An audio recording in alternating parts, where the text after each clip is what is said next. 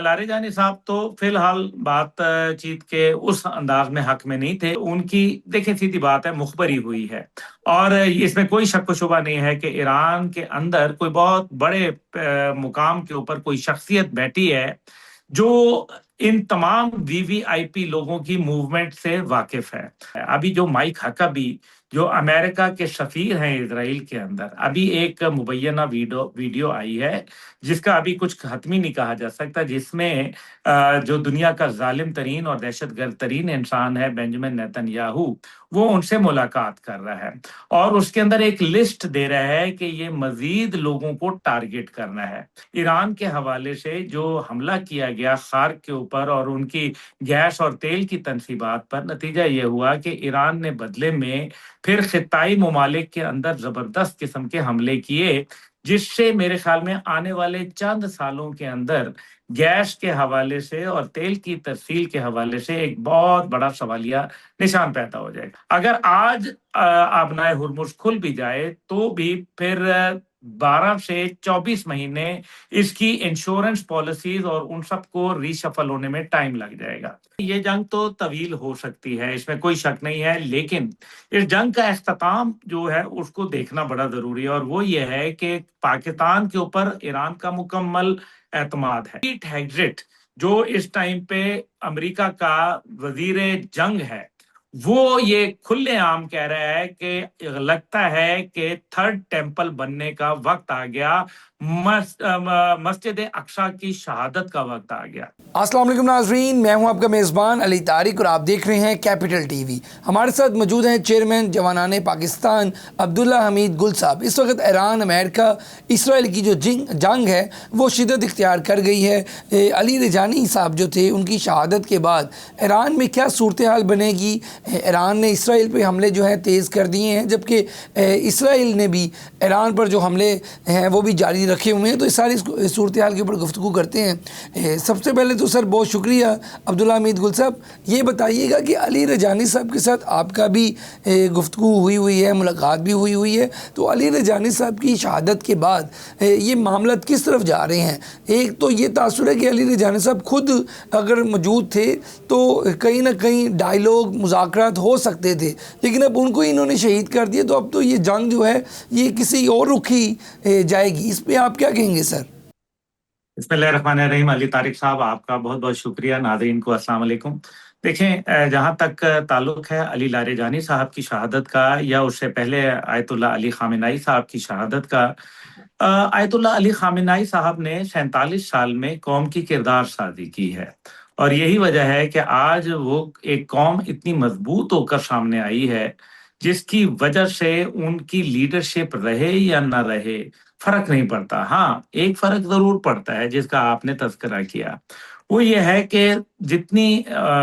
Leadership ज्यादा मुदब्बर होगी, उम्र रसीदा होगी और उसने दुनिया के उतार चढ़ाव देखे होंगे, उसके अंदर एक ठहराव आ जाता है। जबकि उसके मुकाबले में जब आप उनको शहीद कर देते हैं, ऐसी जो बुर्दबारी रखने वाली क़यादत होती है, तो नतीजा ये होता है कि यंग जनरेशन आती है जिसके अंदर इतना हौसला, हिम्मत और बर्दाश्त का मादा कम होता चला जाता है और वो ज्यादा इम्पल्सिव और रिएक्शनरी अप्रोच के साथ फिर मामला करती है। देखिए ना, एक आदमी है, जब अमूमन आपने देखा होगा गली के अंदर जब चौकीदार रखते हैं तो वो जरा निस्बतन अधेड़ उम्र लोग रखते हैं, एक ताकि उनको नींद ना आए और दूसरा यह है कि वो एकदम रिएक्शन ना शो करें। जब आप वहां जवान ले आते हैं तो फिर जवानों से गलती से बुलेट्स भी फायर हो जाती हैं, जिसके कई ऐसे शास्त्राने हम अपने मोहल्लों में देख भी चुके हैं। इसीलिए आप जब कयादत को शहीद कर देते हैं, ये अमेरिका की बहुत बड़ी गलती है इजराइल की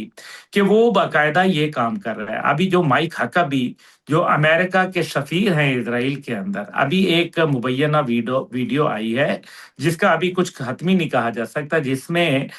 जो दुनिया का जालिम तरीन और दहशतगर्द तरीन इंसान है बेंजामिन नेतन्याहू, वो उनसे मुलाकात कर रहा है और उसके अंदर एक लिस्ट दे रहा है कि ये मजीद लोगों को टारगेट करना है। अच्छा, ये एक ऐसे पैराए में बात आ रही है कि जब न सिर्फ ईरान के हवाले से जो हमला किया गया खार्क کے اوپر اور ان کی گیس اور تیل کی تنصیبات پر، نتیجہ یہ ہوا کہ ایران نے بدلے میں پھر خطائی ممالک کے اندر زبردست قسم کے حملے کیے، جس سے میرے خیال میں آنے والے چند سالوں کے اندر گیس کے حوالے سے اور تیل کی ترسیل کے حوالے سے ایک بہت بڑا سوالیہ نشان پیدا ہو جائے گا، جو اس ٹائم پہ ایران کے حملوں سے شاید اتنا آبنائے ہرمز بند نہیں ہوئی جتنا P&L کلب کی وجہ سے ہوئی ہے۔ یہ وہ کلب ہوتا ہے جو تمام جو بحری جہاز ہوتے ہیں، خاص طور پہ آئل ٹینکرز، ان کی انشورنس کرتا ہے۔ اگر آج آبنائے ہرمز کھل بھی جائے تو بھی پھر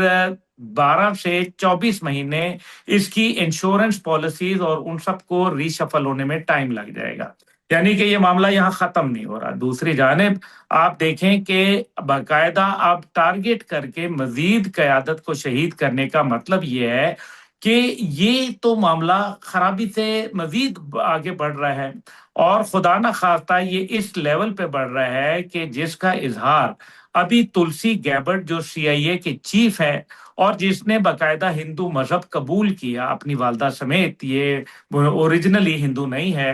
اور یہ آپ کو یاد ہوگا کہ یہ 2 دن قبل پاک بھارت جب جنگ ہوئی تو نریندر مودی سے ملنے گئی تھی، اور اس کے بعد جو جنگ ہوا وہ آپ کے سامنے ہے۔ اب یہ پھر دوبارہ سرفیس ہوئی ہے اور اچانک انہوں نے یہ اپنی ان کی بات ریکارڈنگ سامنے آئی ہے جس کے اندر یہ کہہ رہی ہیں کہ پاکستان، ترکی، جو چین، نارتھ کوریا، روس اور ان سب کے جو ایٹمی پروگرام ہیں یہ ہمارے لیے خطرہ ہے۔ اب آپ دیکھیں کہ اسرائیل کے نیوکلیئر پروگرام پہ ان کی زبان گنگ ہو گئی، بھارت کے نیوکلیئر پروگرام پر وہ شاید ان کی یادداشت کا حافظہ کمزور ہو گیا، لیکن انہوں نے ان کا ذکر کیوں کیا ایک ایسے وقت میں جب ایران کی انٹیلیجنس رپورٹ کر رہی ہے کہ کویت کے اندر باقاعدہ امریکی نیوکلیئر ایسٹس موو کروائے گئے ہیں۔ اب آپ یہ دیکھیں، امریکہ کے سفیر سے ملاقات کرنا، اسرائیل کے اندر اسرائیلی پرائم منسٹر کی جو مبینہ ویڈیو ہے اور اس کے اندر لوگوں کی لسٹ پیش کرنا، یہ کس طرف اشارہ کر رہی ہے؟ اچھا عبداللہ حمید گل صاحب، یہ جس طرف آپ اشارہ کر رہے ہیں تو یہ تو پھر عالمی جنگ کی طرف صورتحال جا رہی ہے، سیدھا سیدھا نظر آ رہی ہے یہ چیزیں، تو پھر یہ تو پھر نیوکلیئر بھی استعمال ہو سکتا ہے، عالمی جنگ بھی لگ سکتی ہے۔ ہم اس وقت عالمی جنگ کے دہانے پہ کھڑی ہے اس وقت دنیا، یہ اس کا یہ مطلب ہے؟ علی طارق صاحب، جب جنگ شروع ہوئی تھی تو میں نے آپ کو یہ بولا تھا کہ منی تھرڈ ورلڈ وار شروع ہو چکی ہے۔ بالکل اب آپ ذرا گنتے جائیں کون کون ممالک اس میں شامل ہو گئے ہیں تو اور کیا ہوتی ہے، اور کچھ براہ راست افیکٹ ہو رہے ہیں جو براہ راست اس میں شامل ہیں، اور کچھ تیل اور گیس کی وجہ سے افیکٹ ہو رہے ہیں، اور وہ اچھا ہوتے عبداللہ حمید گل صاحب، یہ بتائیے گا، یہ جو ڈونلڈ ٹرمپ صاحب بار بار یہ کہتے ہیں کہ جو قطر ہے، ایران نے اگر قطر پر حملہ کیا تو امریکہ جو ہے وہ پارس گیس پر فیلڈ کو تباہ کر دے گا، اور قطر کی بار بار بات کی جا رہی ہے۔ ابھی یہ بھی خبر آئی ہے کہ قطر نے ایرانی سفارتکاروں کو بھی 24 گھنٹے کے لیے ملک چھوڑنے کا اعلان کہہ دیا ہے۔ تو یہ معاملہ کس طرف جا رہی ہے؟ جو اسلامی ممالک کے بیسس پہ ایران اٹیک کر رہا ہے، یہ کہانی آپ کو کہاں جاتے ہوئے دکھائی دے رہی ہے سر؟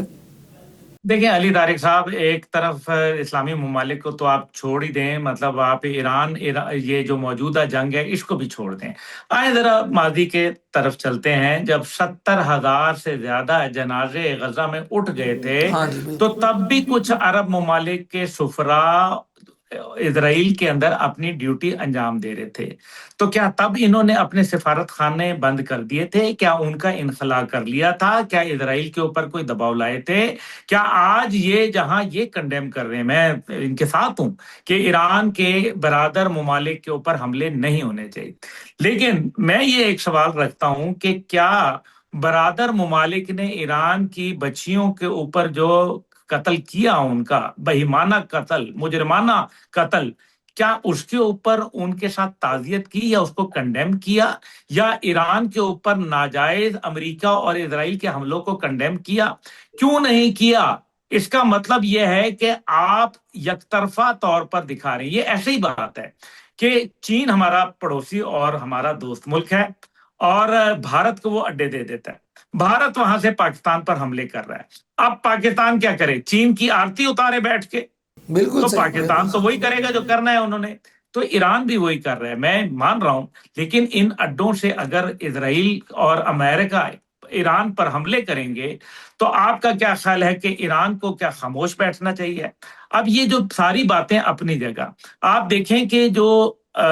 روس کے تیل کی اور ان کی جو گیس کی ڈیمانڈ وہ بڑھتی جائے گی، نتیجہ یہ ہوگا کہ اگر اس خطے کی گیس اور تیل نہیں پہنچ رہا یورپین یونین تک، تو پھر یورپین یونین تمام اپنے معاملات کو افسر نو جائزہ لے گی اور امریکہ کے ساتھ ایک بڑی دوری پیدا کر لے گی، کیونکہ ان کو انرجی کرائسس کا وہ شکار ہیں، اور وہ انرجی کرائسس صرف فی الحال روس پوری کر سکتا ہے۔ اچھا عبداللہ ایسی حمید صورت گل کے صاحب، اندر اچھا عبداللہ حمید گل صاحب، یہ بتائیے گا سر کہ اس وقت ساری صورتحال میں آپ علی رجانی صاحب سے آپ کی ملاقات بھی ہوئی ہے، ایرانیوں کو آپ بڑے اچھے طریقے سے جانتے بھی ہیں، ابھی تک جو چیزیں ہیں ان کا بھی انالیسز آپ کے سامنے ہے، تو ایرانی جو ہیں اس وقت کیا سوچ رہے ہیں؟ کیا یہ جنگ جو ہے وہ بہت لمبی چلا لیں گے؟ جیسے ابھی امریکنز یہ کہہ رہے ہیں کہ جی ان کا ہم نے یہ سسٹم ختم کر دیا اور ایسے کر دیا، وہاں کیا صورتحال ہے؟ اور دوسرا، علی رجانی صاحب کی جو شہادت ہوئی تھی اس کے پیچھے کیا کہانی تھی، کیسے انہوں نے ان تک پہنچے ہیں، اس پہ آپ بتائیے گا۔ دیکھیں، علی لاریجانی صاحب کے ساتھ تو بالکل میرا نیاز مندی تھی بہت، تو وہ بڑے آدمی تھے اور بڑے ہی مدبر اور بڑے ہی فہم و فراست والے تھے، اور ابھی میری ایرانین سفیر سے میں ابھی گیا ہوا تھا وہیں تعزیت کے لیے، اور وہاں سے واپس آ رہا ہوں۔ دیکھیں، ایک بات تو ہے، اور وہ یہ ہے کہ اللہ تعالیٰ نے خود بتایا ہے کہ رمضان میں شیطان سے رابطہ نہیں رکھا جا سکتا۔ ابھی رمضان کا مہینہ ہے اور آپ مجھے بتائیں کہ پھر ایران شیطان کے ساتھ بات چیت کرے، مفاہمت کی بات کرے اسرائیل اور امریکہ کے ساتھ، تو یہ تو ممکن نہیں ہے نا، شیطان تو بند ہوتا ہے نا جی۔ تو شیطان کو شیطان کی طرح ہی ڈیل کرنا چاہیے، نمبر 1۔ بالکل نمبر 2 ایسے یہ ہے کہ یہ جنگ تو طویل ہو سکتی ہے، اس میں کوئی شک نہیں ہے، لیکن اس جنگ کا اختتام جو ہے اس کو دیکھنا بڑا ضروری ہے، اور وہ یہ ہے کہ پاکستان کے اوپر ایران کا مکمل اعتماد ہے، اس میں کوئی دوسری رائے نہیں، لیکن کیا پاکستان اس پوزیشن میں ہے کہ وہ امریکہ اور اسرائیل کی گارنٹی دے؟ تو وہ تو نہیں دے سکتا۔ نہیں دے سکتے۔ یہ گارنٹی جب تک کہ روس اور چین اس میں شامل نہیں ہوتے، یہ جنگ تو آگے چلتی رہے گی، اور اگر روس اور چین باہر سے بیٹھ کے صرف تماشا دیکھتے رہے اور زبانی کلامی ان کو تعریف کرتے رہے اور کنڈیم کرتے رہے اور سفارتی سطح کے اوپر مدد کرتے رہے یا ٹیکنالوجی کی سطح پر مدد کرتے رہے، تو یہ جنگ تو پھر نیوکلیر ہونے سے روکا نہیں جا سکے گا۔ اب جو دوسرا اس کا پہلو ہے وہ آپ دیکھ لیں کہ اسرائیل کی گارنٹی تو امریکہ بھی نہیں دیکھ سکتا نا، اس نے بالکل بورڈ آف پیس بنایا تھا، اس کی وائلیشن کس نے کی؟ اس کی وائلیشن اسرائیل نے کی، بار بار کی، ہر بار کی، اور اسی طریقے سے پھر آپ اس کو بھی دیکھ لیں کہ آگے کیا ہوتا ہے۔ آگے یہ ہوتا ہے کہ نہ صرف یہ معاملہ یہاں رکتا نہیں ہے بلکہ یہ آگے چلتا ہے، اور آگے کیا چلتا ہے وہ یہ ہے کہ پیٹ ہیگزٹ جو اس ٹائم پہ امریکہ کا وزیر جنگ ہے،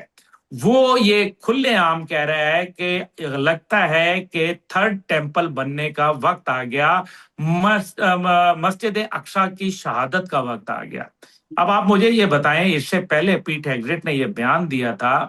کہ اسلامک پروفیٹک ڈیلوژن، توبہ استغفار توبہ استغفار، یعنی کہ اسلامی پیغمبرانہ فریب، استغفر اللہ، یہ اس نے الفاظ استعمال کیے تھے۔ آپ مجھے بتائیں کہ اب بھی اگر عرب دنیا کو یہ سمجھ نہیں آ رہی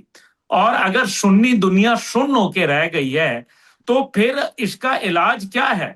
اگر ان کو یہ دیکھیں، جب تک کہ عرب دنیا کمزور معاشی سطح پہ نہیں ہوگی اور دفاعی سطح پر کمزور نہیں ہوگی، تب تک گریٹر اسرائیل کا منصوبہ نہیں بن سکتا علی بھائی۔ بالکل ٹھیک کہہ رہے ہیں آپ یہ اب تو علی رجانی صاحب، اب تو عبداللہ حمید گل صاحب، یہ جو گفتگو ہو رہی تھی ساری، اب تو یہ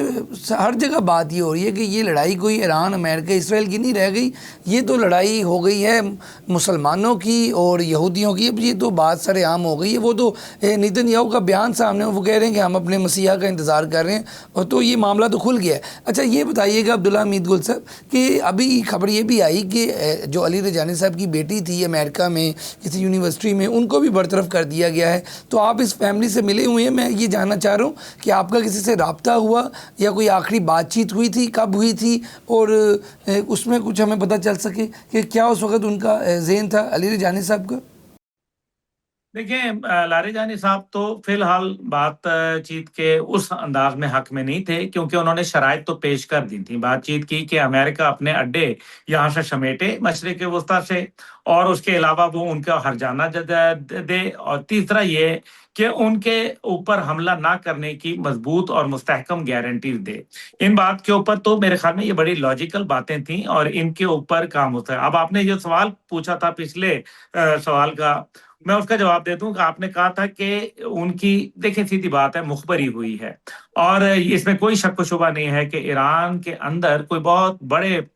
مقام کے اوپر کوئی شخصیت بیٹھی ہے جو ان تمام وی وی آئی پی لوگوں کی موومنٹ سے واقف ہے،